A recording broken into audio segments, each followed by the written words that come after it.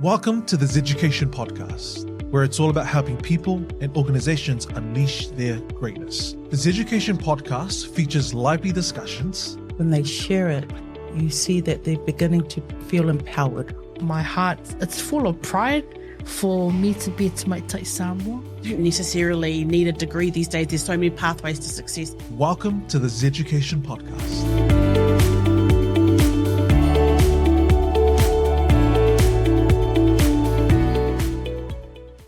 Welcome to the Zeducation Podcast, where it's all about unleashing your greatness, both personally and professionally.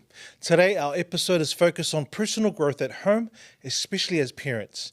Many of us work hard in our careers, but our real purpose lies in providing and showing up for our families. So today, we're joined by Jordan Lee Ikitule, founder of ASD Dads, a support group dedicated to fathers of autistic children. Jordan's mission is to create safe, inclusive spaces where families can connect and thrive. Through this movement, he's helping dads support one another and celebrate their children's unique strengths. So in this episode, we'll dive into what it means to grow as a parent, drawing on community and empathy to strengthen not just our families, but every area of our lives. So if you're keen to explore how personal growth and as a parent can shape who we are and beyond, then tune right in. Welcome to the Zeducation Podcast. We're grateful to have Jordan here, founder of ASD Dads. Keen to learn more about him, his story, and the amazing work that they're doing in the community. But before we get started, an icebreaker question, my brother.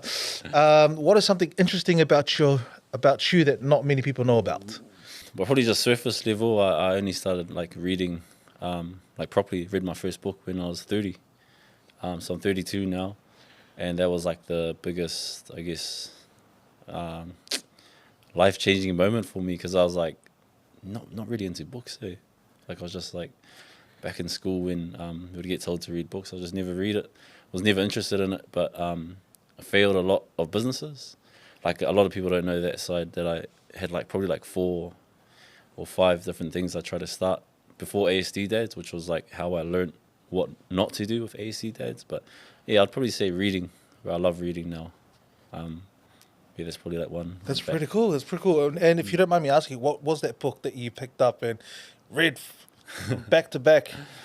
It was actually 2 books. One was Compound Effect. Yes. And I'm in the Compound Effect now. It's 2 years. Turned 32 a couple of days ago. So yeah, I'm sort of in that Compound Effect now. And Martin Luther King, his biography. Nice. Martin Luther King. Yeah. And after reading those 2, I realized I ain't doing anything, or anything, but compared to his journey, I was man. Well, it's nice when you have role models, and leaders you can aspire to. Yeah. We're not just trying to figure things out, but we can learn from those who have done it and achieve some great things. Inspire us too. But hey, look, I'm on the same boat as you. In terms of history, I've started a few businesses here and there, and most of them did not make it. But what did make it was the key learnings I took from it, and it's helped me move forward. So if anything, I've become hopefully a lot more wiser from all those failures. But what do they say? Fail forward, but fail fast. Get there. That's awesome. But look, thank you, brother. It's so cool to have you on this podcast. You always pop up on my social media, like I said before. And what really made me want to reach out was keen to learn more about the amazing work you're doing with autism, especially with men as well and their families. And so I'm pretty keen to learn more about that. So for those who don't know about ASD Dads, can you just maybe tell them a little bit about ASD Dads, but also the story and the origins of it and what inspired you to start it? I would say, yes, ASD Dads. What inspired me to start it was my son. He's 6, and he's sort of classified as quite high on the spectrum. I just felt alone, to be honest. I didn't really know what supports or who to talk to. Didn't know what to do. We were struggling so much. So ASD Dads, fathers of autistic children, actually was birthed from a lot of pain, from a lot of hurt, from a lot of struggle, not knowing where to go, not knowing who to speak to, not knowing that autism is actually quite a normal thing.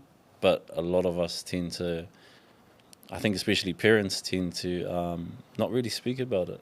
And I think yeah, when I did start it, like it started off with a video that I put out, thinking that it was gonna be like 1 or 2 dads in my garage in Manireo at the time, and after I posted it, it just sort of flew off from there, and there was no stopping after that. But yeah, I would say it started from a place of from pain Yeah. and hurt. Yeah. And I can imagine as a father, you know, you have these hopes and dreams for your children. You know, especially you want them to do better than you, than in life.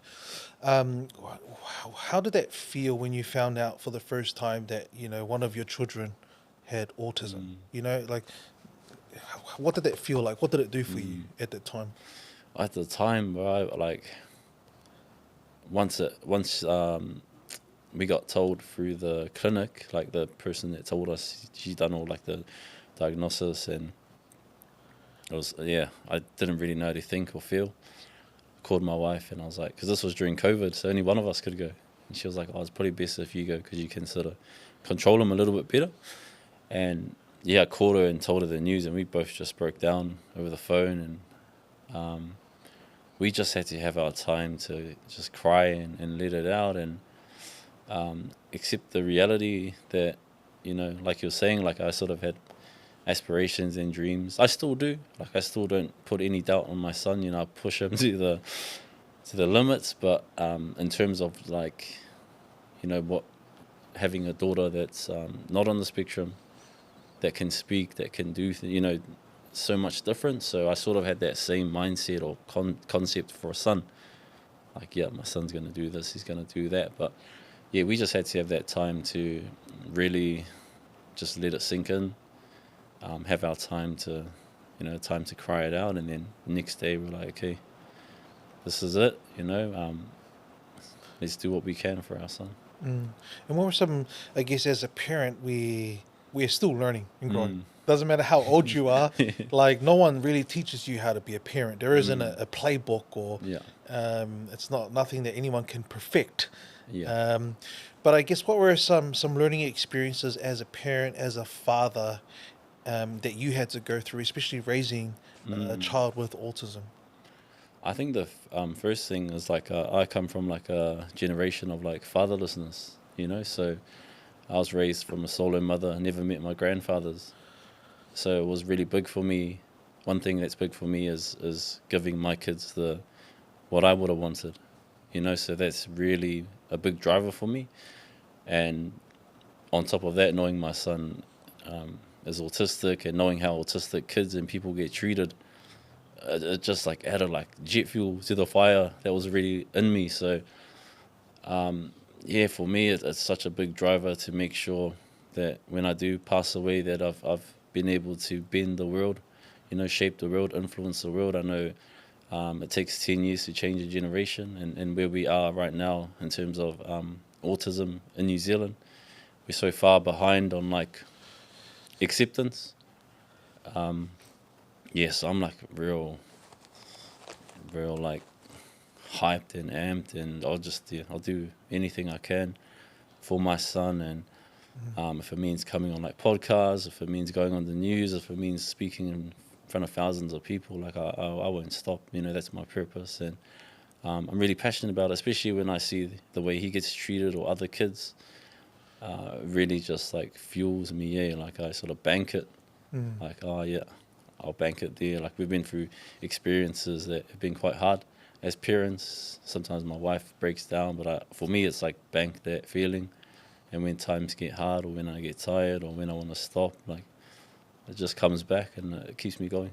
Yeah, and I can imagine it being, tough on your child, but also tough on you as a parent as well, and having to witness that and feel like, I want to do more, and sometimes you might feel a little bit helpless. But what do you feel like are some of the things that people misunderstand about autism, that they get wrong?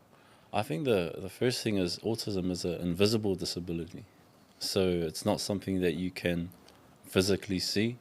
And I don't like to use this comparison, but like with Down syndrome, for example, like you can physically see. There's different disabilities that you can physically see. So the first thing with autism is you can't look at someone physically and be like, But for me, with my experience now, I'm starting to see it in a lot of adults as well, like homelessness. Like it's really, I'm starting to differentiate like a druggie versus like someone who just hasn't been diagnosed. Like it's with my experience now, it's becoming easier to notice. So back then I was real like judgmental, bro. Like, oh, just get a job, or like. But then I can see the different signs and things. But yeah, it's a whole like it's a massive thing. It's one of those things that's it's hard to see, eh? Yeah, it's I mean, very hard to see. So I think that's probably the hardest. The second part is like the system is not set up to help our autistic community. Like ASD Dads started because I didn't know what help or supports were out there. I didn't know what funding. Like we're running a workshop soon called Navigation Through Support, which is a free workshop, especially for like our Pacifica community and our like just our Polynesian community in general. We don't know like what support's out there. Like what you pretty much like get diagnosed and here's your pamphlets and then good luck. You know, that's how the system works. So for me, I really want to make those changes and systemic changes. And I love that. I mean, you talked about it all, well, not started, but the moment was you thought of creating a video, putting it out there, and seeing if there are other people who have same thing and might want to catch up. Yeah. What did you say in that video? Because I'm curious because I've never seen it. Like, what did you say or what was the video about? Oh, it's pretty much just me saying that I wanted to start a dad's group. Any fathers out there who have autistic children, said like a meeting time, said what was happening. But yeah, at the time I didn't realize, like they say the numbers in autism is like 1 in 35 people. So that's quite massive. That's like almost 1 in every classroom. But yeah, I put out the video and I just started getting like comments and messages, not just in South Auckland. It was like Auckland, Wellington, like Tauranga, Christchurch, all throughout New Zealand. And then people in Australia started commenting, oh, can you start one in Aussie? And then at the time I was like scratching my head like, man, that wasn't really the plan. I was thinking like maybe 1 or 2 dads and we can just catch up every now and then. But then seeing the need, realizing, I got like a lot of messages. I don't know if people are aware, but there's a lot of parents that commit suicide as well because that's the level of difficulty it's at now. But I was getting so many messages of like support and comments, and that's when I realized like this is actually bigger than what I thought. I thought I was the only one, but there's thousands, tens of thousands, maybe hundreds of thousands of people going through. A lot. I don't like to compare it, but like way harder than what I was going through. Yeah. When I look at you, you just seem so happy and I'll be honest with you, when I think of autism and I think of parents and fathers, your face pops up. Because maybe I see it a lot on social media, but hey, no pressure. But how does it feel to be in a space where people are looking to you as that role model and you're the one who's bringing everyone together?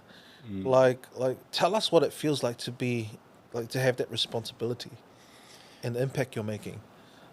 To be honest, like I've never said this, but I go through like a lot of is it imposter syndrome? Yeah, imposter syndrome. Imposter syndrome. Yeah, like I feel like I'm not worthy of like I get like a lot of compliments, and I'm starting to get that from like celebrities as well that I just didn't know.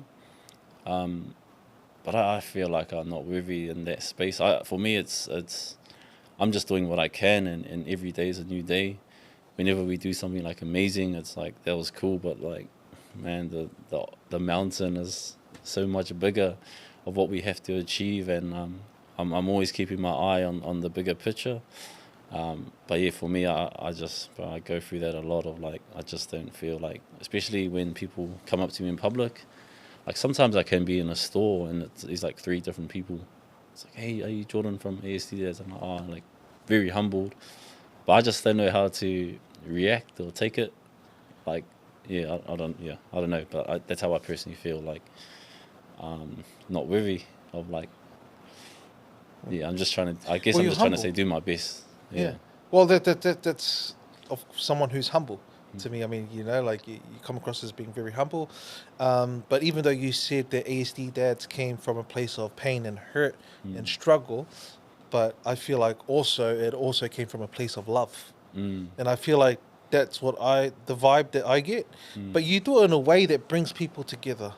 And, I'm pretty keen to hear about how it started to go from, wanting to catch up with people Manirua to now, like, you're doing, hey, look, it's nothing that we should, like, hide. Like, we should talk about it. Like, you're doing amazing things. Like, you've brought people together. You booked out a swimming pool and brought all the families with their children there, created the space. You've created heaps of events in the community.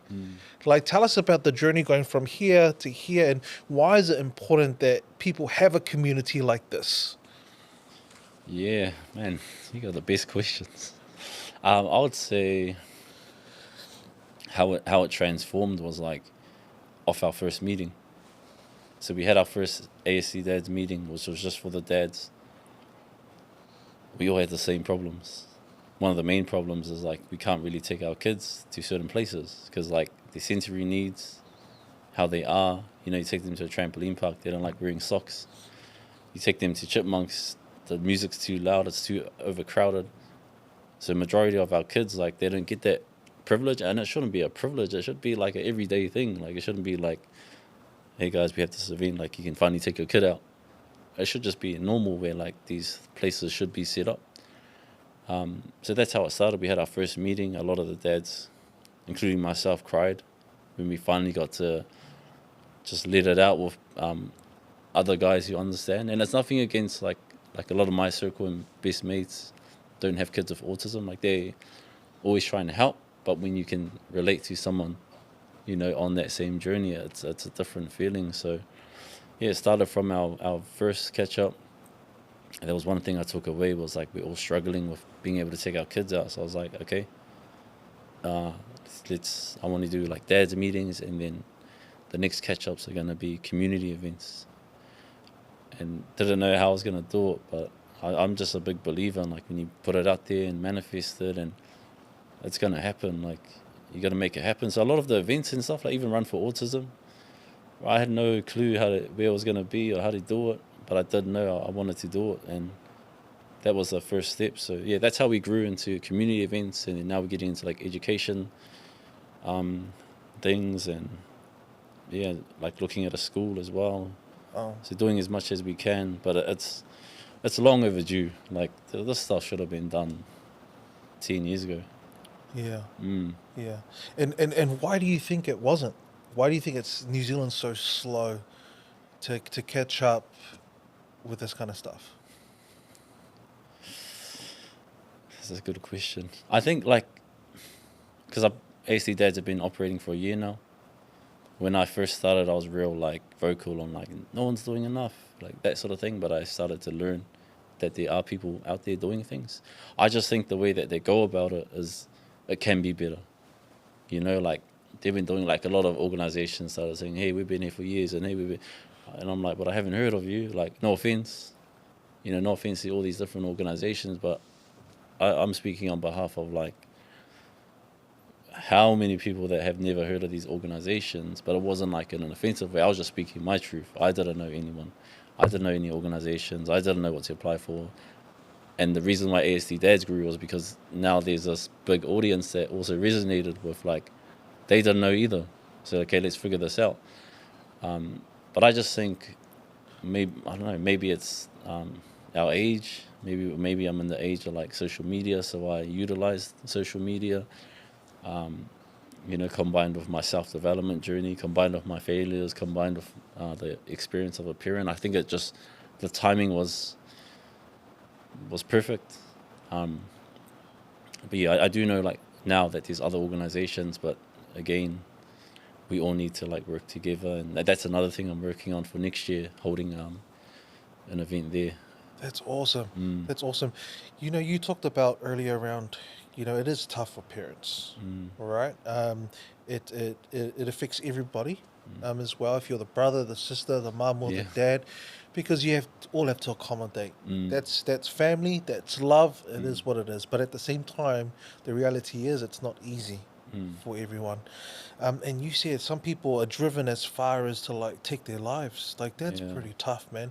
Like, what's your advice for parents or anyone that they might be finding it a bit difficult having a loved one that has autism, and it is hard work. Like, what's some advice and encouragement you can give to them? The first thing is like you're not alone. Like don't think you're alone, and just take it day by day. Like not gonna sugarcoat it. Like, it is hard. You have those days, but then you also have those days where it's good. You have your good days.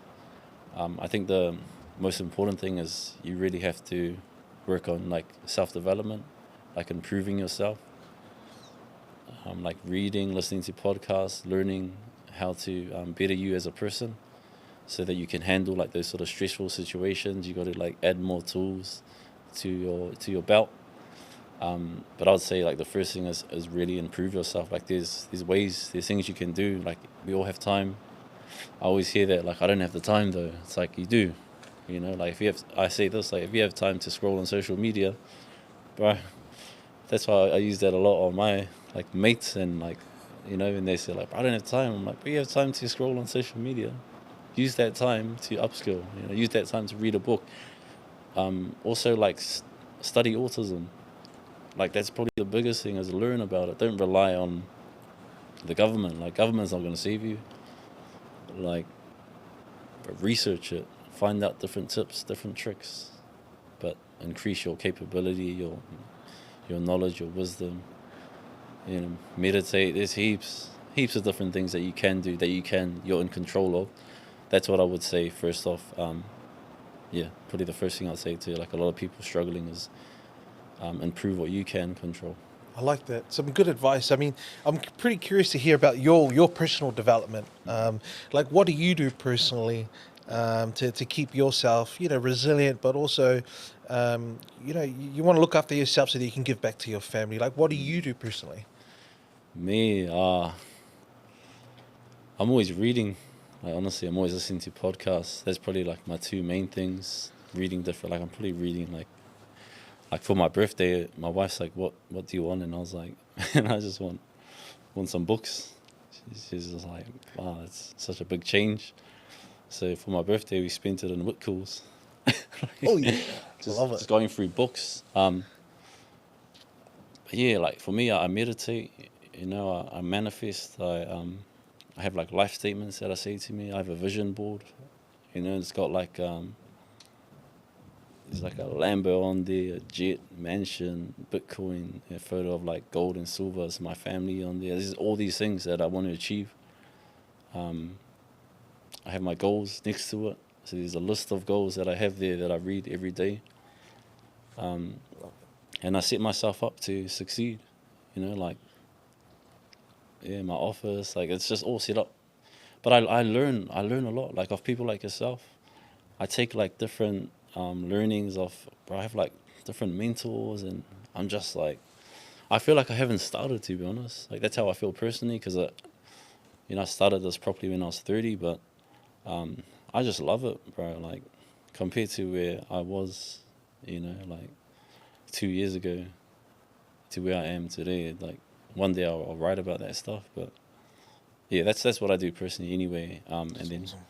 Always trying to be like 1% better every day. That's cool. Yeah, I definitely believe in the power of having a vision board and reciting or reviewing your goals every day. Yeah. If you can, in the morning and before you go to bed. Yeah. So it's just like, the power of manifestation. I love that, man. Yeah. So you're leading by example, walking the talk. I know this journey that we take, or especially yourself, as a father, it's not a journey that we normally take by ourselves, and shouldn't recommend not to take it by yourself. But obviously, you and your wife are on this journey together. I'm keen to hear about that relationship and why that's important. Because amongst all of that and your other responsibility, you got to make time for you guys and look after that relationship as well, because it also has ROI for the family. It gives back to the family. What they say, the happy wife, happy life. But there's truth in that. Yeah. There's truth in that. But I want to hear about that relationship with the wife, and in this space. Oh man, my wife, she's the best thing. Like, that's another story, bro. Like, we've been married for almost 11 years now. Wow. We got married real young, but man, we've been through a lot. Like, just growing up. I feel like we grew up together. But yeah, she's just like behind every strong man is a stronger woman, and I know like without her, I wouldn't be able to do what I do. She doesn't like the spotlight and stuff, or she doesn't like being out there. And I used to try and force it, like, nah, you got to come up with me. You got to do this. You got to do that. But then I started to realize like her strengths are different to mine, you know. And I think when we started to figure out that like where she's strong, I'm weak, and vice versa. When we really started to understand that about each other, like, man, it's been like amazing. But I can't, like, yeah, that's probably another podcast, bro. But I'd say like for the first 8 years of our marriage, man, thank God, like we're still together. There's like so many like dramas and stuff. Like we laugh about it now, and that's like our favorite thing to do now is just talk. Like we just love to like talk about the past, present, and future. Mock each other about, remember when you said you were gonna do this or leave, and like, oh yeah, we just laugh about it. But yeah, without her, bro, like honestly, I wouldn't be able to do what I do. You know, she keeps me on my toes, keeps me grounded, and yeah, keeps it. I think the most important thing is she keeps home strong. So like I don't have to worry about like my son or my daughter not being taken care of, the house falling apart. And she's like 6 months pregnant at the moment. Congrats. Thanks. Awesome. Thanks, man. But yeah, but she's amazing, and yeah. Yeah, that's so cool. I mean, it takes a team to make it work. And I believe the relationship for me, relationship with God, then your relationship with your spouse, and the children. Having that in the right order. Yeah. And then everything else will just fall into place eventually. You know, it's so important. But no, that's awesome. You know, huge shout out to your wife. I know, you know, especially the women out there who are, you know, it's not easy. Yeah. But, you know, doing that together with your spouse would definitely help. What do you advise for parents who find out for the first time that, you know, like, look, they just find out their child has autism? You know, they got the news. You know, what advice would you give them on what to do next? Yeah, well, this advice comes from me not doing it. So if I was to look back and when we got diagnosed, I'd say like put in a plan, like really prepare and plan. Understand like you can't continue to live your life how you thought you were going to live it out. Like you really have to create a plan, especially if you have other kids. Like with my daughter, we got to make sure it's balanced. We can't, obviously, like it's impossible to make it like fair all the time, but we also have to understand that like she's growing up as well. She has her own journey, so we always try and like keep it as balanced as we can. But yeah, I'd say plan.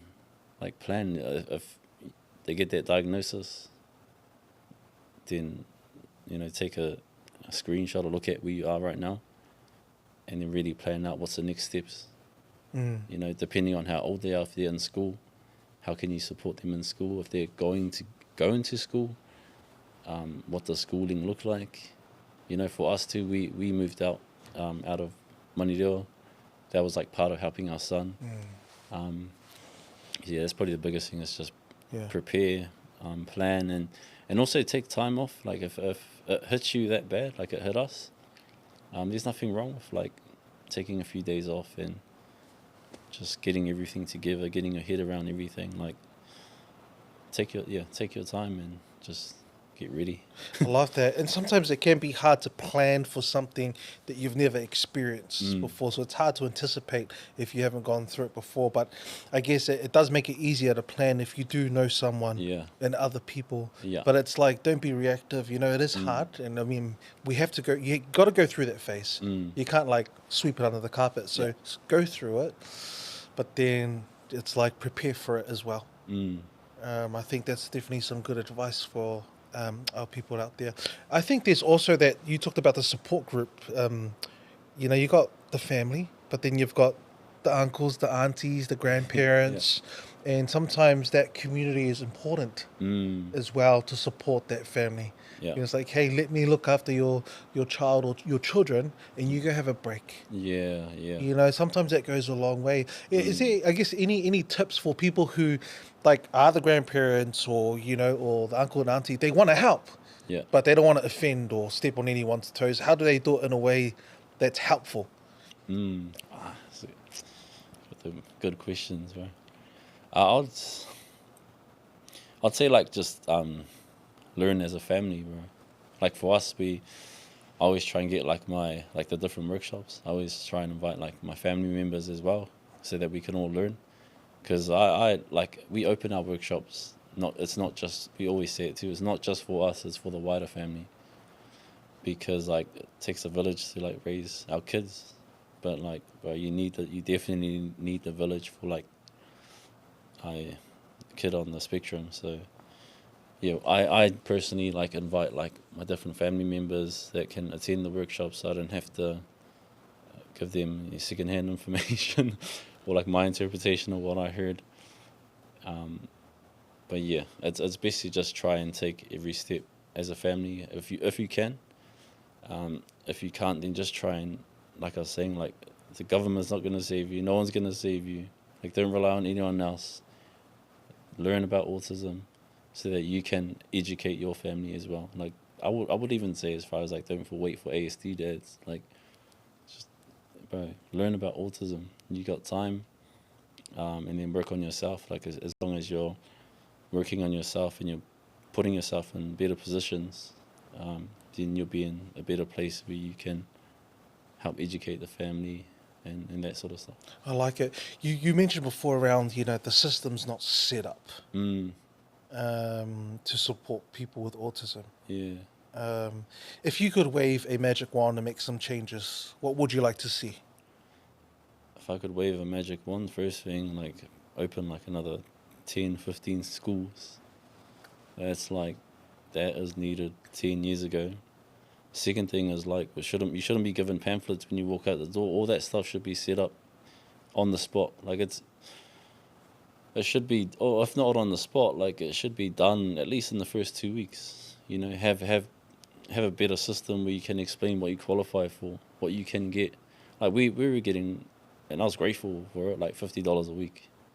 But then we didn't understand, like, actually we only found out because ASD Dads started to trend, you know, and I was meeting all these like different people and reporters, and they had kids with autism, and the comparison was like one person's like, yeah, we get 90,000 a year, and our kid's like not speaking, he's not toilet trained, and then you compare it to us and it's like $50 a week, and then this person has a 6-figure job on top of that getting 90,000. So it was like, that doesn't make sense. So there's so many changes, but I'll say schooling, supports, and then awareness. Like other communities get heaps of awareness. And there's nothing against other communities, but I try to like the Sky Tower, like for autism, because like I saw like other communities getting lit up everywhere. I seen everyone, like autism community is one of the biggest communities in New Zealand, probably the biggest. But there's like not much awareness around it. So yeah, those were my 3 things: is better schooling, better awareness of supports, and even more supports. I'm big on like that order. Like it should be the parents being taken care of first, because if their cup's not full, how do you expect them to give their best to their kids? And that's my take on it, because a lot of the parents are struggling.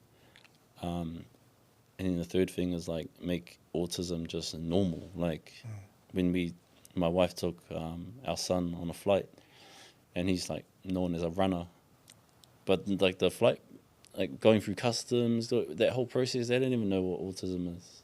And it's like, yeah, I'm actually going to do a video about it tomorrow, because like they were telling her, you know, when you go through the scanner, and it started beeping, and she had my son, and he's a runner, like he can't let his hand go, otherwise he's gonna otherwise he's gonna like go. And then the lady's like, no, he has to stand there while you walk through this thing. And I was like I understand this, the process or the protocols, but she tried it 3 times. All 3 times he ran off. So she's like, oh, I got to go get him. And then she's like, can you hold him? And then she told me like he was holding him, like, yeah. So I was like, oh yeah, cool. That's another thing that we can change, you know. So I want to get in, and I want to do as much as I can. But it's just things like that. Like that stuff should be normal. If that's the rates of autism, then it should just be a normal thing. But a lot of our families and parents just keep our kids at home. Now, just thank you for bringing awareness into the space, leading by example, and just being patient. And then having these stories to share and not using it as weapons, but using them as tools to help further your cause.